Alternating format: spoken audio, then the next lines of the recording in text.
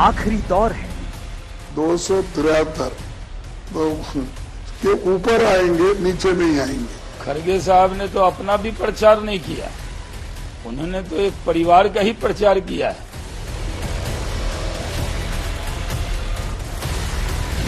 दावों का जोर है। इंडिया गठबंधन पूरी तरीके से तैयार है। ये आचार संहिता का बिल्कुल स्पष्ट उल्लंघन है।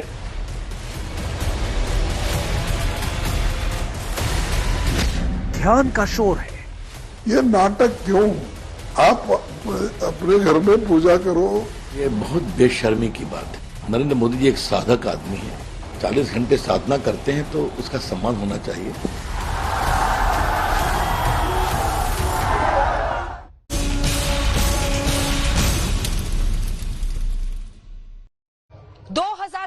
की लड़ाई में आप आज हल्ला बोल देख रहे हैं सीधे काशी से। तालियों के साथ यहाँ की जनता का बहुत बहुत स्वागत। हल्ला बोल में आज स्वागत है यहाँ पर मौजूद सभी लोगों का। हर हर महादेव की धरती, हर हर महादेव के साथ ही शुरुआत, लेकिन हर हर महादेव किसको देंगे आशीर्वाद? 4 जून को आएंगे देश में 2024 के नतीजे, और 2024 के नतीजे जब 4 जून को आएंगे तो ये तय होगा कि नरेंद्र मोदी का हैट्रिक या इंडिया गठबंधन मार ले जाएगी बाजी। दूसरी तरफ आप देखिए, देश की जनता 57 सीटें, जिसमें से 13 सीटें पूर्वांचल की है, जिसमें मोदी योगी की जोड़ी के लिए बड़ा इम्तिहान है, क्योंकि अगर वाराणसी में चुनाव है तो गोरखपुर में भी है।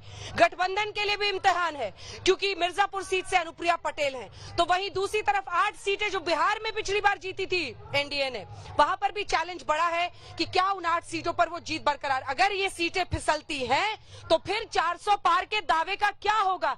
ये तमाम प्रश्न हम करेंगे, लेकिन सबसे पहले ये रिपोर्ट।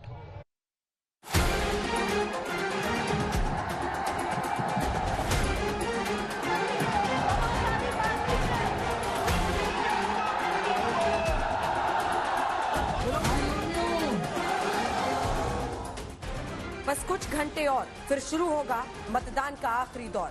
7 राज्यों और 1 केंद्र शासित प्रदेश की 57 सीटों पर वोटिंग होगी। शनिवार की शाम तक देश की सभी सीटों पर उम्मीदवारों की किस्मत ईवीएम में कैद हो जाएगी। इस बीच जब तक 4 जून को नतीजे सामने नहीं आते, तब तक दोनों ओर से अपने अपने दावे जोरों पर हैं। जब हम मिलके लड़ रहे हैं तो नेचुरली हमको जो जिस सीटें हम लड़ रहे हैं उसमें जो नंबर आएगा वो भी अलग होगा, लेकिन गठबंधन के लिए 100% हम वो नंबर लाएंगे। उतने 273 तो के ऊपर आएंगे, नीचे नहीं आएंगे। खड़गे साहब ने तो अपना भी प्रचार नहीं किया, उन्होंने तो एक परिवार का ही प्रचार किया है। मोदी जी ने तो देश का प्रचार किया है, पूरे प्रदेश में गए हैं, रोड शो किया है, अपने उम्मीदवारों के लिए वोट मांगे हैं, अपने अलायंस के लिए भी वोट मांगा है। चलिए आपको बताते हैं किस राज्य की कितनी सीटों पर मतदान होना है। आखिरी दौर में चंडीगढ़ की 1, बिहार की 8, हिमाचल प्रदेश की 4, झारखंड की 3, ओडिशा की 6, पश्चिम बंगाल की 9, पंजाब की 13, उत्तर प्रदेश की 13 सीटों पर वोट डाले जाएंगे। यूपी की सभी 13 सीटें पूर्वांचल की है, जिसमें पीएम मोदी की वाराणसी सीट भी शामिल है। तो इंडिया गठबंधन पूरी तरीके से तैयार है और भारतीय जनता पार्टी झूठ, छल, कपट और जुमलों के साथ चुनाव लड़ रही है। तो जनता को तय करना है, सम्मानित जनता को, कि अपने नेतृत्व में इंडिया गठबंधन को चुनाव जिता रहे हैं, ऐसा हमारा पूर्ण विश्वास है। सपने देखने में कोई बुराई भी नहीं है, देखें सपने, अच्छी बात है, लेकिन धरातल की सच्चाई यही है कि हम लक्ष्य को भी पार करेंगे, लक्ष्य को छुएंगे और निश्चित रूप से आदरणीय मोदी के नेतृत्व में लोक कल्याणकारी, जन कल्याणकारी और विकास युक्त सरकार देश में बनने जा रही है। धुआंधार चुनाव प्रचार खत्म होने के बाद 206 रैलियां और रोड शो करने के बाद प्रधानमंत्री मोदी कन्याकुमारी में 40 घंटे के लिए ध्यान में लीन है।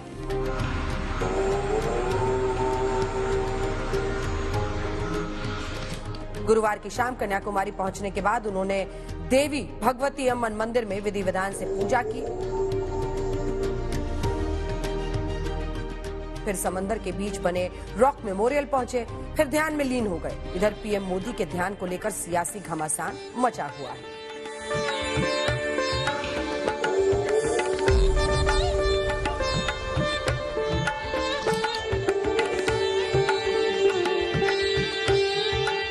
ये नाटक क्यों? आप अपने घर में पूजा करो, अपने घर में श्रद्धा के साथ बैठो। ये सब छोड़ के अगर आपको करना ही था इतने लोगों को ले जाने की, पुलिस आपके साथ रहना, ये करना, ये शो क्यों करते हो? ये बहुत बेशर्मी की बात है। नरेंद्र मोदी जी एक साधक आदमी है, 40 घंटे साधना करते हैं तो उसका सम्मान होना चाहिए। अब इस तरह की घटिया बातों पर मुझे कोई टिप्पणी नहीं करना है। नरेंद्र मोदी ये सनातन प्रेमी है, साधक है। कांग्रेस को तो हर धार्मिक विषय पर आपत्ति, तो आश्चर्य की बात है कि कांग्रेस को अपने ऊपर आपत्ति। ये ज्ञान और ये ध्यान, ये दोनों मोदी जी की नोटंकी की दो हिस्सा है। इसलिए मोदी जी की झूठे ज्ञान और उसके साथ झूठे ध्यान, इसका कोई असर हिंदुस्तान में नहीं होगी। कांग्रेस पीएम मोदी के ध्यान को चुनाव आचार संहिता का उल्लंघन बता रही है और चुनाव आयोग से शिकायत कराई है। ये आचार संहिता का बिल्कुल स्पष्ट उल्लंघन है। ये हमने चुनाव आयोग को अवगत कराया है। तो इस हिंदुस्तान के विचारधारा को दुनिया में फैलाकर मजबूती के साथ उसके महत्व को जिन्होंने पूरे दुनिया के सामने रखा, उनकी मूर्ति पर जाना तो गौरव की बात होती है। जहां प्रधानमंत्री जी गए हैं कन्याकुमारी में, ये मेडिटेशन की जरूरत तो पहले थी, 5 साल पहले या 7 साल पहले, जब आपको देश के लिए काम करना था। अरे 10 साल के बाद तो आपको फुर्सत ही फुर्सत है, आप जितना चाहोगे उतनी मेडिटेशन कर लोगे। अपोजिशन वाले आरोप लगा रहे हैं कि भाई वो उधर के क्यों गए हैं, तो मुझे लगता है कि हर बात पर प्रधानमंत्री के कोई भी एक्शन पर मतलब रिएक्शन दी जाती है, कोई अच्छी बात नहीं है। मुझे लगता है कि हर एक आदमी को अधिकार है, कहाँ जाना है, क्या करना है, इसका पूरा अधिकार है। अरे यार, मोदी जी का स्क्रिप्टेड होता है, फोटोशूट होता है, उनको मूवी करना होता है, मूवी अपना रील बना रहे। अरे नौजवानों को मोदी जी से एक चीज सीखना चाहिए कि रील कैसे बनाया जाए। कांग्रेस पार्टी और इंडिया अलायंस को आखिरकार हुआ क्या है? प्रधानमंत्री यदि कुछ बोले तो उनको समस्या। अब प्रधानमंत्री कन्याकुमारी जाकर विवेकानंद रॉक पर ध्यान करे, तपस्या करे, साधना करे, मौन रहे, तब भी उनको समस्या है। मतलब प्रधानमंत्री का मेडिटेशन और विपक्ष का ये संपूर्ण फ्रस्ट्रेशन। इस बीच मतदान से पहले सियासत के दिग्गज भगवान की पूजा के लिए पहुंच रहे हैं। गृह मंत्री अमित शाह ने गुरुवार को काशी विश्वनाथ के दर्शन किए तो आज बालाजी तिरुपति के दर्शन के लिए पहुंचे। जेपी नड्डा ने नैना देवी मंदिर में पूजा की। ज्योतिरादित्य सिंधिया महाकाल के दरबार में पहुंचे तो देवेंद्र फडणवीस अयोध्या के हनुमानगढ़ मंदिर में। शिमला के जाखू मंदिर में प्रियंका गांधी ने पूजा की। आज तक ब्यूरो। तो आइए चर्चा की शुरुआत करते हैं। सबसे पहले आपका परिचय खास मेहमानों से जो हमारे साथ मंच पर जुड़ रहे हैं। डॉक्टर धर्मेंद्र राय एमएलसी हैं, तालियों के साथ स्वागत कीजिए भारतीय जनता पार्टी का पक्ष रखने के। अभय दुबे जी हमारे साथ जुड़ रहे हैं, प्रवक्ता कांग्रेस पार्टी के, तालियों के साथ उनका स्वागत कीजिए। मृत्युंजय तिवारी जी हमारे साथ जुड़ रहे हैं, प्रवक्ता आरजेडी के, तालियों के साथ उनका भी स्वागत कीजिए। हमारे साथ जुड़ रहे हैं आनंद तिवारी जी, प्रवक्ता हैं सुभाषपा के, तालियों के साथ इनका भी अभिनंदन कीजिए। क्या बात है, अलग गेटअप में आए हैं एकदम हैं। हमारे साथ राजकुमार भाटी जी, प्रवक्ता समाजवादी पार्टी के, तालियों के साथ बहुत बहुत स्वागत आपका। और हमारे साथ जुड़ रहे हैं अनिल दुबे जो कि प्रवक्ता हैं आरएलडी के, बहुत स्वागत है आपका। सबसे पहला प्रश्न राय जी आपसे है और वो प्रश्न ये है कि ये 57 सीटें आपके लिए क्रूशियल हैं। ऐसा आपने पूर्वांचल में क्या किया है? 5 बड़े काम मुझे बताइए जिसकी वजह से जनता आपको एक बार फिर 13 में से 11 पिछली बार आई थी, फिर से आपको दे, वरना अगर यहाँ पर फिसले तो न सिर्फ आपका यूपी का स्कोर खराब हो जाएगा बल्कि देश भर में 400 पार के नारे का क्या होगा? हम गंगा के तट पर बैठे हैं और तुलसीदास जी ने यहीं पे रामचरितमानस की रचना की थी, विनय पत्रिका लिखी थी। उनका एक श्लोक है, गंगा माँ को समर्पित है कि गंग सकल मद मंगल मूला, सब सुख करनी हरनी सब सूला।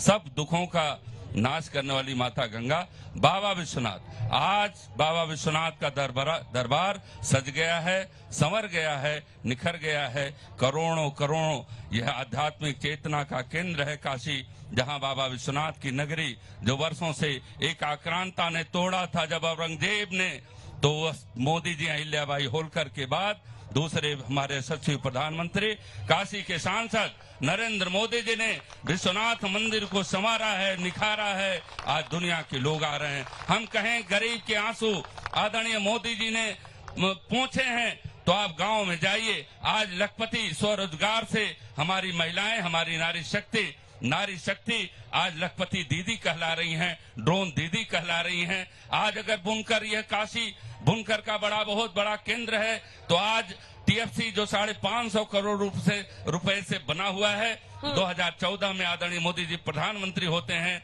और 15 में टीएफसी बनता है। सबसे बड़ा काम बुनकर, यह कांग्रेस और समाजवादी पार्टी हमारे बुनकर भाइयों को भी हिंदू मुस्लिम से देखती है, लेकिन हमारे प्रधानमंत्री जी उनको एक बराबर देखते हैं। आज टीएफसी में हम एक्सपोर्ट कर रहे हैं साड़ियों का, जो हमारे हुनरमंद लोग हैं वह करते हैं। अगर हम कहें कि आज काशी में चिकित्सा व्यवस्था की जो स्थिति है, हमारे पूरे पूर्वांचल से लेके, बिहार से लेके, छत्तीसगढ़ लेके, पूरे रायपुर से लेके, अंबिकापुर से लेके मध्य प्रदेश, सारे लोग झारखंड से सब आते थे इलाज करने यहाँ कराने काशी में। लेकिन काशी हिंदू विश्वविद्यालय की स्थिति थोड़ी कैपेसिटी कम थी, उसको डेवलप किया, एम्स का दर्जा दिया। जो गरीब अपने खेत बेचते थे, अपने गहने बेचते थे, वो मुंबई जाते थे, हैदराबाद जाते थे। आज काशी में असाध्य रोग, कैंसर जैसे असाध्य रोग का इलाज होता है। काशी में आज सड़कें बन गई है, काशी में आज चौतरफा विकास हुआ है 10 वर्षों में। आज आप बाबतपुर एयरपोर्ट से काशी आइए, आप देख सकती हैं कि जो 2 घंटे की सफर थी वो 20 मिनट में तय होता है। आज रोपवे बन रहा है, यह काशी रोपवे शहर बनने जा रहा है। ये मोदी जी की देन है और हमारे यशस्वी सांसद जी। अब ठीक है, अगले राउंड में सांस ले लीजिए आप। मंदिरों का जीर्णोद्धार, और आप भी गए हैं मंदिर, वहीं का आपका त्रिपुंड लगा हुआ है। मंदिर में आपको खुद नहीं लगा कि बहुत परिवर्तन हुआ है, बहुत कुछ बदला है? मंदिरों का जीर्णोद्धार, वो कह रहे हैं कि अहिल्याबाई होलकर के बाद अगर हिंदू मंदिरों का जीर्णोद्धार कोई कर रहा है तो पीएम है। लखपति दीदी से लेकर बुनकर, एयरपोर्ट, अस्पताल, सब पर उन्होंने अपनी उपलब्धि बताई है। आपके पास क्या है बताने को? अंजना जी, काश्यामी काशीते काशी सर्व प्रकाशिका। काशी के आलोक से समूची सृष्टि प्रकाशमान है। जिन तुलसी बाबा का जिक्र किया, यहीं 80 घाट पर उन्होंने कहा था, जासू राजप्रिय प्रजा दुखारी, सो इंद्र पवसी नरक अधिकारी। जिस राजा के राज में प्रजा को दुख भोगना पड़े वो नरक का अधिकारी होगा। मैं पूछना चाहता हूं आदरणीय राय जी से कम कुछ बातें तो विकास पर की, प्रधानमंत्री जी तो वो भी नहीं करते। मैं पूछना चाहता हूं, बताइए कौन क्रूज चला रहा है मां गंगा के इस तट पर? कौन क्रूज चला रहा है? क्या केवटों की नाव उत्तर प्रदेश में नहीं तोड़ी गई? मुझे बताइए। बुनकरों की बात करते हैं, बुनकर आज वाराणसी के जार रो रहे हैं। वीवरशाला का नाम सुना है? कौन सी मल्टीनेशनल कंपनी है प्रधानमंत्री जी वीवरशाला के नाम पर वाराणसी में लेकर आई है? हमारे उन बुनकर भाइयों का हक मारकर उन वीवरशाला के एक मल्टीनेशनल कंपनी को दिया जा रहा है, किसी से छुपा नहीं। वाराणसी और देश का सच, 2,88,000 महिलाओं के साथ उत्तर प्रदेश में अपराध हुआ है भारतीय जनता पार्टी की सरकार की सरपरस्ती में। हिंदुस्तान का एकमात्र राज्य है जिसमें सबसे ज्यादा एसिड अटैक महिलाओं पर होते हैं। 80,000 महिलाओं का अपहरण हुआ। हिंदुस्तान के किसी प्रांत में इतनी महिलाओं का अपहरण नहीं हुआ। कैसे कानून का राज स्थापित कर दिया? आप मुझे बताइए। हिंदुस्तान का जो प्रधानमंत्री जिसके प्रमुख है, जिस संस्थान के नीति आयोग के, वो कहता है कि सबसे ज्यादा गरीबी 42 जिलों में लोग गरीबी रेखा के नीचे रहने के लिए बाध्य हैं। वो कौन सा प्रांत है बताइए? वो कहता है कि जो हेल्थ इंडेक्स है उसमें सबसे निचले प्रांत में उत्तर प्रदेश है। तो प्रधानमंत्री जी, आपके खुद के प्रांत में जब किसान कहते हैं कि फसलों के दाम दे दीजिए तो जीप के नीचे रौंद दिए जाते हैं। इसी उत्तर प्रदेश की भूमि में बरेली की रैली में कहा था, किसान भाइयों आमदनी दोगुनी कर दूंगा। आपका एनएसएसओ बताता है कि उनकी आमदनी 27 रुपए हो गई और आपके धन्ना सेठ दोस्त की 1600 करोड़ रुपए रोज प्रधानमंत्री। कौन जिम्मेदार है इसका? यही उत्तर प्रदेश है जहां आप प्रधानमंत्री चुनकर आते। 7 रुपए मनरेगा के मजदूरों की मजदूरी बढ़ाई, जबकि पार्लियामेंट्री कमेटी ने कहा था कि कम से कम 375 रुपए करना। राहुल गांधी ने ऐलान किया है कि वो 400 रुपए करेगा। प्रधानमंत्री जी, इस हिंदुस्तान के आर्थिक ताने बाने को जीर्ण शीर्ण कर दिया। आज सारा का सारा सिल्क जो बनारस का सिल्क उद्योग है, बनारसी साड़ी का, क्यों चरमरा गया जानते हैं? $118 बिलियन का इंपोर्ट चाइना से करना प्रारंभ कर दिया। बताते हैं कि बेंगलोर से नहीं, सारा धागा चीन से मंगाया जा रहा है। Parliamentary standing committee on commerce कहती है कि हिंदुस्तान के एमएसएमई को कोलैप्स कर दिया। साइकिल से लेकर छोटी छोटी चीजों मंगाने के उद्योग भी आप चाइना से मंगा रहे हैं। प्रधानमंत्री जी, एक उदाहरण तो दीजिए। मैंने आपसे पहले भी इस शो के माध्यम से कहा था। ठीक है, अब अगले राउंड में, अब आपको भी रोक रही हूँ अगले राउंड में। तिवारी जी माइक उठाइए, तिवारी जी माइक उठाइए। ये बार बार कहा जा रहा है कि चाहे राजभर साहब की पार्टी हो, अनुप्रिया पटेल की पार्टी हो, निषाद साहब की पार्टी हो, ये सभी जाति आधारित पार्टियां हैं और बीजेपी कहती है कि हम तो सबका साथ सबका विकास करते हैं, हमें जातिवाद में हम देश को नहीं बांटना चाहते हैं। लेकिन जाति के आधार पर बनी हुई पार्टियों का सहारा तो चाहिए। जी देखिए, सबसे पहले तो आज तक के सभी दर्शकों को मैं प्रणाम करता हूं और हर हर महादेव बोलता हूं। अभी मैं विपक्ष का आरोप सुन रहा था। पहले मैं इनको ये बोल दूं कि क्या वर्षा जब कृषि सुखाने। 57 सीटों पे आखिरी चरण बचा है। 1 तारीख को चुनाव है और 1 तारीख को जब जनता कमल के फूल पे वोट देगी, गचा गच गचा गच गचा गच, तो विपक्ष हो जाएगा सफा चट सफा चट सफा चट। अब इनको बात आ रही है अंजना बहन, ये 5-5 बार जब सरकार में थे तो इन्हें जनता का ख्याल नहीं आता था। ये 5-5 बार जब सरकार में थे तो जनता जनार्दन की याद नहीं आती थी। इन्हीं के नेता राहुल गांधी 35 रुपया कह रहे थे कि एक आदमी के लिए 35 रुपया सफिशिएंट है। आज ये 8500 रुपया देने चले हैं। खैर वो तो चुनावी जुमला है, इनका जनता समझ रही है, लेकिन अब जनता इनके झांसे में नहीं आएगी। काम बोल रहा है और नरेंद्र मोदी का सबका साथ सबका विकास। अंजना बहन, मैं बनारस काशी वासियों से बता दे रहा हूं कि इसी को कहते हैं सबका साथ सबका विकास, जो नरेंद्र मोदी जी कर रहे हैं। एक भी दंगा हो रहा है, एक भी दंगा हो रहा है।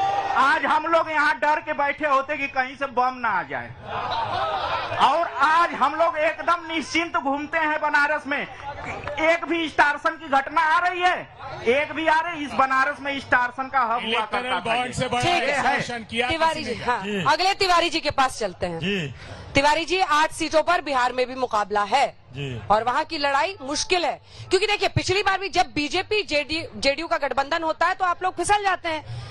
0 सीटें आई थी 19 में, कहां पहुंचिएगा? देखिए पिछली बार क्या हुआ था, फिर वही इस बार होगा। ये दिवा स्वप्न आप कैसे देख रहे हैं? ये कोई मुगालते में है। बिहार में 40 सीट पर बीजेपी फंस गई है और बीजेपी की नैया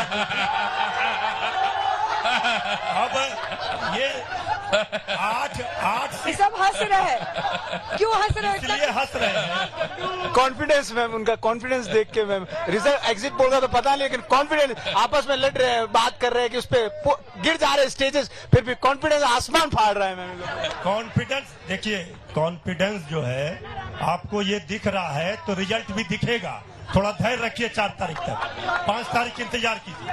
अभी हमारे भाई कह रहे थे, एक तिवारी जी कह रहे थे कि आदरणीय प्रधानमंत्री जी ने ये किया वो किया। अभी हमारे भाई राय जी ने भी, बीजेपी के एमएलसी साहब ने कहा, लेकिन कोई ये नहीं कह पाया कि गरीब गरीब क्यों होता जा रहा, नौजवान क्यों परेशान है। तो ये काशी बाबा विश्वनाथ की नगरी में एक भजन है, हम सुना देते हैं। ये अभी कह रहे थे हमारे भाई साहब, कर दे दिनों का दुख दूर ओ बागंबर वाले, कर दे तू नौजवानों का दुख दूर, कर दे तू किसानों का गरीबों का दुख दूर ओ बाबा बागंबर वाले। ये जो दुख है गरीबों का, किसानों का, ये राजनीतिक तिवारी जी एक नारा है। तिवारी जी एक सेकंड, एक काउंटर है, आप ही जवाब दीजिएगा।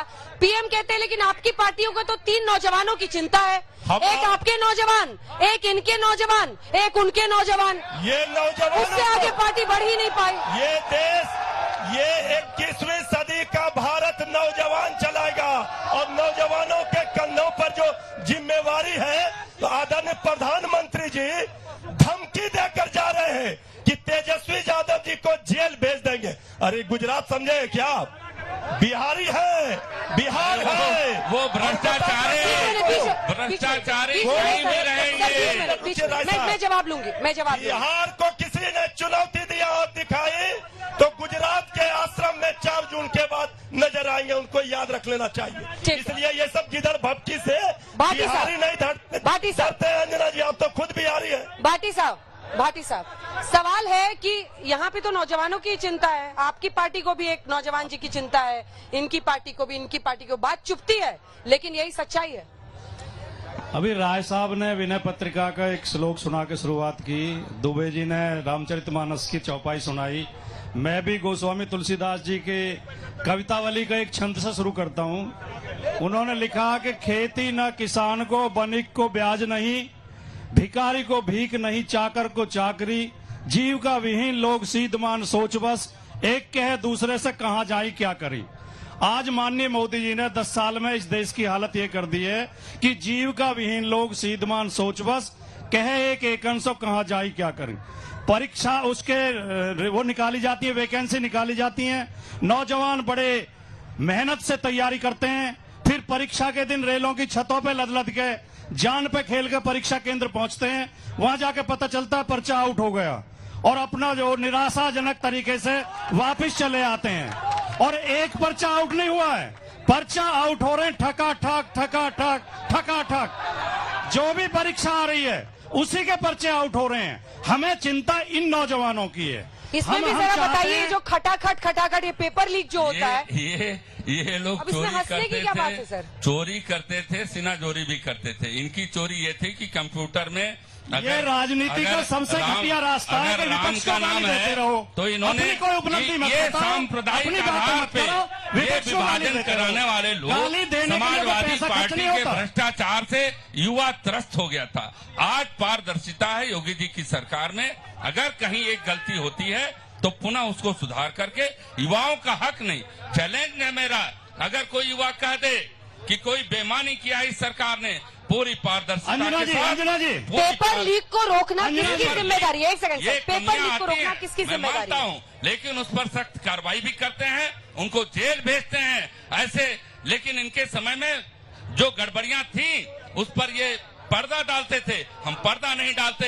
योगी जी की सरकार उनको जेल भेजने का काम करती है। राय साहब ने चुनौती दी कि एक कोई बेईमानी बता दे, एक बता दीजिए। हाई कोर्ट का आदेश है, सुन लीजिए। चुनौती है योगी जी की सरकार में, सुन लीजिए। माफिया ऊपर चले गए, आप पालते थे, आप बोलते थे, गाजियाबाद से गाजीपुर तक लोग चले गए, ऊपर चले गए, राम नाम सत्य हो गए। गाजियाबाद से गाजीपुर को आपने आतंकी फैक्ट्री बनाई थी, माफियाओं का हक, माफियाओं ने विकास को रोक दिया था, हमारे युवाओं के भावनाओं को रोक दिया था। आज सब कुछ मुझे मौका दिया, आज मोदी जी की सरकार में भ्रष्टाचारी लोग, जिस कांग्रेस ने 70 बरस तक भ्रष्टाचार किया, स्विस बैंक में पैसे जमा किए, बोलने का अधिकार नहीं है, को नकारते हैं, 370 के लिए कहते हैं कि मैं फिर बहाल करूंगा ऐसे लोगों को। अब जवाब सुनिए, उनको एक चीज बोलना, फिर मुझे उनके पास हमेशा माइक ही लेके बैठे रह जाते हैं बेचारे। अगर राजनीति में विमर्श का ये स्तर है कि मैंने उनके सवाल का जवाब दे रहा हूँ, तथ्यात्मक दे रहा हूँ, सबूत के साथ दे रहा हूँ, लेकिन वो चिल्लाने लगे, सुनने को तैयार ही नहीं है। उत्तर प्रदेश हाईकोर्ट का आदेश है, शिक्षक की भर्ती में ओबीसी के 6,800 लोगों का हक योगी सरकार ने मारा, ये हाईकोर्ट का आदेश है। और 2 साल से वो लड़के पिट रहे हैं लखनऊ की सड़कों पे, पुलिस ने लाठियां चलाई हैं, दर्जनों बार लाठियां चलाई हैं, कई आत्महत्या कर चुके हैं। इस पर जवाब है आपके पास?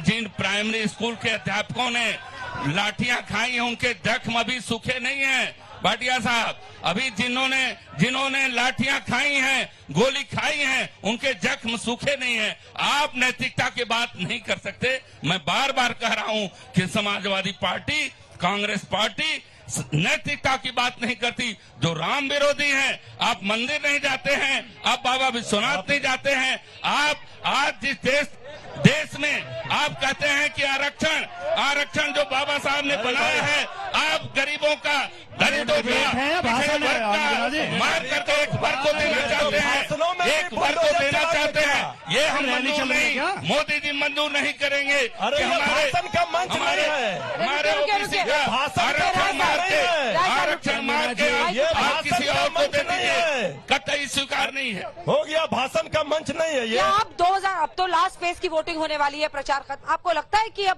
400 पार रियलिस्टिक है, व्यवहारिक है? देखिए 400 पार जो पहले चरण से जो बढ़त एनडीए गठबंधन ने ली थी, हाँ? जो पहले चरण से एनडीए गठबंधन ने बढ़त ली थी, वो लगातार बढ़ती जा रही है। अच्छा, 400 पार होके रहेगा। उत्तर प्रदेश में जो आखिरी चरण का मतदान है, हाँ। इसमें ये झूठा आत्मविश्वास इंडिया गठबंधन 3-4 छोटे-छोटे सवाल, इसके आत्मविश्वास में कोई दम नहीं है। आ रही हूँ, सबसे ले रही हूँ जो अपनी अपनी जगह पे रही। छोटे-छोटे सवाल, एक लाइन के। माइक मैंने पकड़ा हुआ है, हाथ हटाइए। सबसे पहले तो आपको और सभी हमारे सम्मानित प्रवक्ताओं को नमस्कार।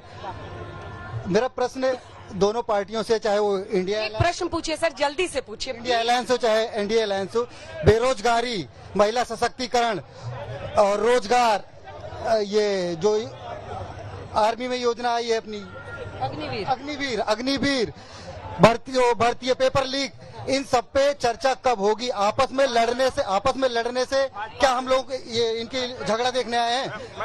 झगड़ा देखने आए क्या?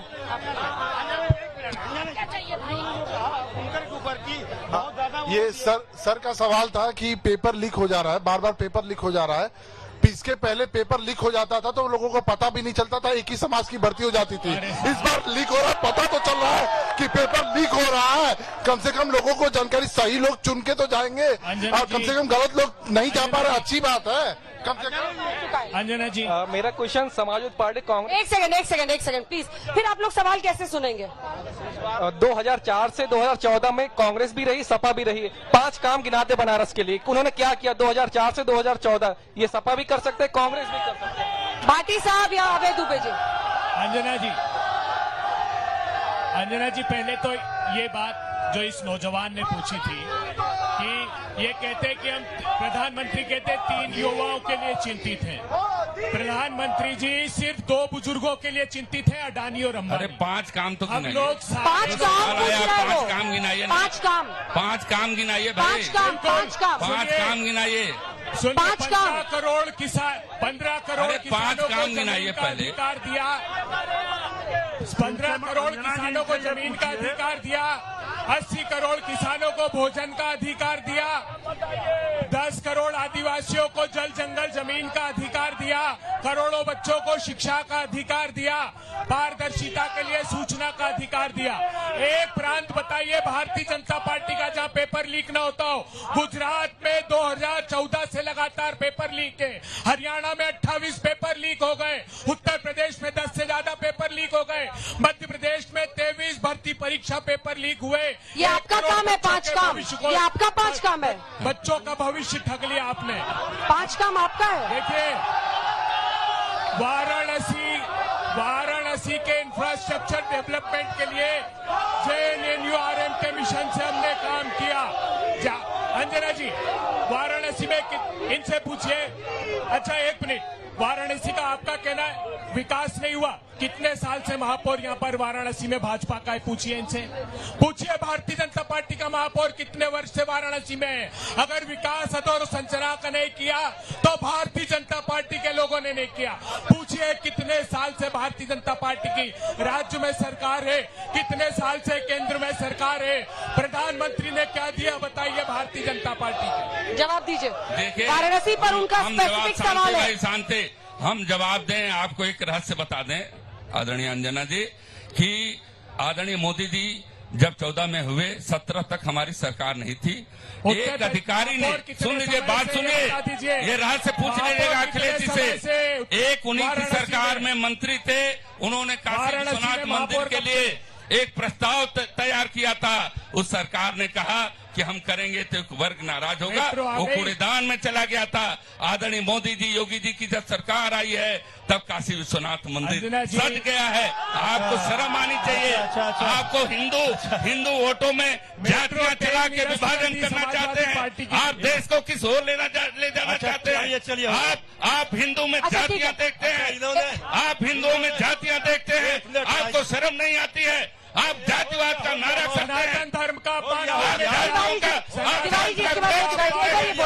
नौ में जाइए। यादव की बात करते हैं। यादव बंधुओं को मेरे मारा था। यादव का हमारा है।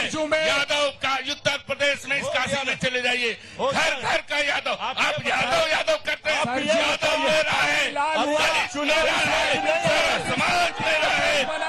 रोम में मोदी है। कोई आप जात का जहर मत बोइए। ये विनाशकारी है। ये विनाशकारी है। जातियों का जहर मत बोइए। ये भ्रष्टाचारी है। जेल जाएंगे। ये जातियों का जहर मत बोइए। हो गया। देखिए अरे राय साहब रुकिए। दिखाते हैं भाई, ये मटन खा के दिखाते हैं। हिंदुओं का अपमान करते हैं। सनातन का अपमान करते हैं। सनातन का अपमान बर्दाश्त नहीं है। मैं काशी से कह रहा हूँ, ये कतई बर्दाश्त नहीं है। ये भारत एक है। भारत की जातियां एक है। छोटे बड़े मोदी जी ने अब ये तो विपक्ष का सुनेंगे नहीं। क्या सुनेंगे? अरे प्लीज चलाएंगे। सुनिए तिवारी जी, योगी जी कहते हैं बुलडोजर चलाते हैं सिर्फ गरीबों पर, किसानों पर, लेकिन बेरोजगारी पर, गरीबी पर, महंगाई पर। अच्छा मेरा आप जातियों में जहर मत बोलिए। जातियों का जहर यादव मत करिए। अब ये चुनाव मेरा सवाल सुनिए। अरे सवाल चुनावी मंच। अरे रुकिए साहब, आपने कमाल किया हुआ है। गजब किया हुआ है। पानी पी लीजिए थोड़ा। तिवारी जी, उसके बाद दूसरे तिवारी जी बोलेंगे। तिवारी जी, मीट मछली मंगलसूत्र ये सब क्यों करते रहते हैं, लेकिन आपकी पार्टी के नेता बैठते हैं प्लेट पे और मीट मछली पे बात करने लगते हैं।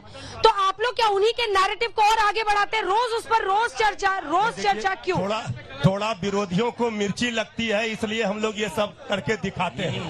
इनको तो बात ये हिंदुओं को चिढ़ाते हैं। ये हिंदुओं को चिढ़ाते हैं। ये करोड़ों हिंदुओं को चिढ़ाते हैं। मछली नवरात्र में मछली खाते हैं। शर्म नहीं आती है? अरे कम से कम आप ब्राह्मण देवता तेजस्वी का विरोध करते। आपको ये पूरा हिंदुस्तान भारत आपको माथे बैठा देता है। आप तेजस्वी का विरोध करते। आप विरोध करते। आप मछली खिला के चिढ़ाते हैं। सर प्लीज बहुत बड़े हिंदू के ठेकेदार बने हैं। जरा नमामि पढ़ के सुना दीजिए। ठेकेदार हूँ। नमामि आपका ये व्यर्थ है। आप लाभ ज्ञानी हो। आपसे रावण भी बहुत बड़ा ज्ञानी है। व्यर्थ है। मैं बता रहा हूँ। घुटने टेक देते हैं। बीजेपी वाले को टेक देते हैं। आप मछली आपको तो विरोध करना। हर पार्टी का नेता बोलेगा ना। आपकी चंदा लेते हो कि नहीं? तिवारी जी, एक चार दून 400 अपमान किया। अब की बोलिए। एक मिनट धर्मेंद्र भैया, नारा बदल दिया हमने। इन लोगों की हरकतों से अब की बार 400 पार नहीं। इन लोगों की हरकतों से अब की बार 400 पार नहीं। अब की बार कुल हमार। और बताए रही बात मछली खाने की, और बात रही बात मछली खा रहे हैं। ये दो गैर जिम्मेदार लड़के, ये दो गैर जिम्मेदार लड़के मोदी जी की आंधी में दीपक जलाने का कोशिश कर रहे हैं। मछली खा के उनको कांटा दिखा रहे हैं। और एक गैर जिम्मेदार लड़का साहनी से पूछ रहा है आज साहनी समाज हम लोगों के साथ है अंजना बहन। हम गवाह हैं, इस गंगा में दिन भर वो मेहनत करके 200 रुपया नहीं कमाते थे, और आज मोटर इनको मोदी जी ने मोटर दिया, इनके बोट में व्यवस्था कराया। इस साहनी समाज को आगे करके और ये कह रहे हैं कि मोदी जी को मछली का कांटा लगा कि नहीं। ठीक है, ये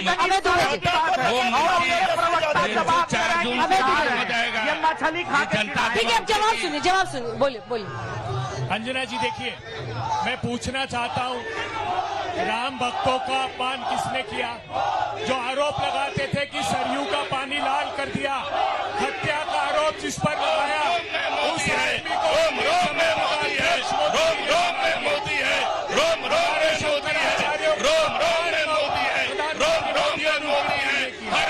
हमारे शंकराचार्य कह रहे थे ठीक नहीं है, पोष के मास का उद्घाटन नहीं होता। मोदी जी ने माननीय शंकराचार्यों का अपमान किया। सरयू का पानी लाल हुआ, समिति का पाप भारतीय जनता पार्टी है, किसानों को रौंद कर मार देते हैं। चलिए इसी के साथ हर हर महादेव के नारे के साथ अंत करते हैं। बनारस के साथ बहुत बहुत धन्यवाद, बहुत बहुत धन्यवाद। देश की बातें